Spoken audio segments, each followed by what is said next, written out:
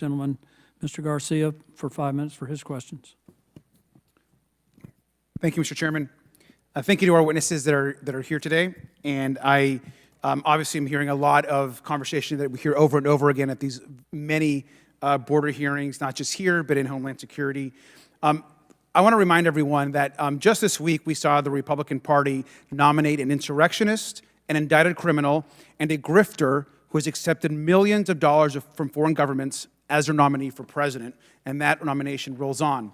Now, as an immigrant myself, what's been the most offensive to me about Donald Trump is his disgusting rhetoric about immigrants.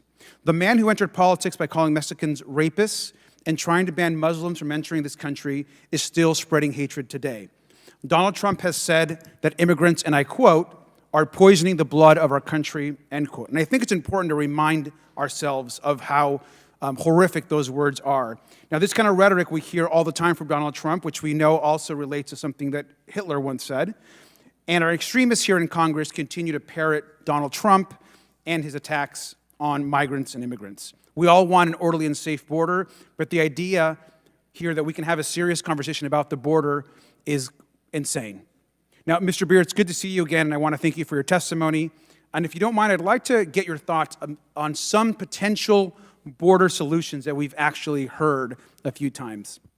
Here I have a poster, and if you see it, it's got these alligators on a moat, and they're at the border, and this one's got a little hat. Well, do you think it'd be a good idea to build a water-filled trench filled with alligators along the border?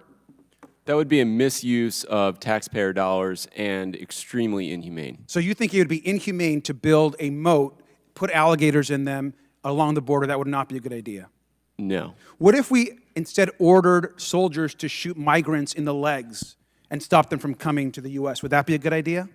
No, that would be attempted murder. What about the wall that Trump, of course, was building? Would it be better instead if we electrified it and put spikes at the top of the wall?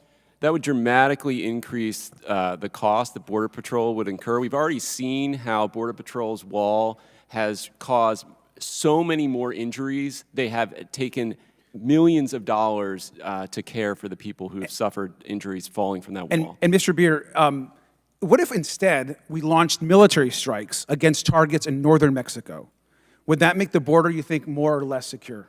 It would make it less secure. Creating a crisis in Mexico would probably be the best thing you could do to increase illegal immigration. I only ask you all these questions because these are all proposals by the Republican frontrunner for the nomination, Donald Trump, former President Donald Trump.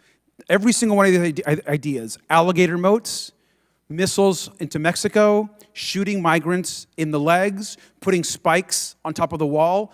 These are all the ideas on how to make our border system and our immigration system more fair, according to Donald Trump. So obviously Donald Trump has no idea what he's talking about, and it's over and over we're seeing these horrific ideas. Now, Mr. Beer, do you think it's even possible to secure the border through force or deterrence alone, as some of my colleagues are suggesting?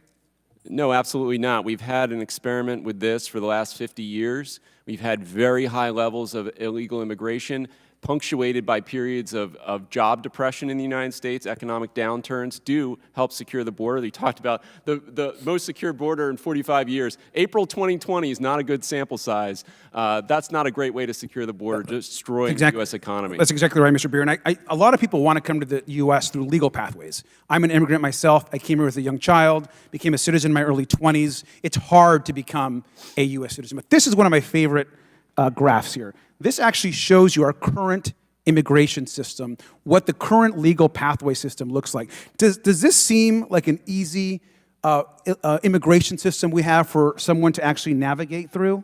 No, less than 3% of people who attempt that process get through it every year. So this system, you would say, I mean, just looking at it, looks rather complex, is probably not easy to navigate for someone seeking a legal asylum or a process here. Is that correct? Absolutely. Everybody, almost everyone needs an attorney in order to navigate this type of process. And I will tell you that as someone that tried to navigate this system back here, being cheated on by numerous attorneys, cheated my family, stole money, woke up at 4 in the morning to get in lines that we were never seen at different offices.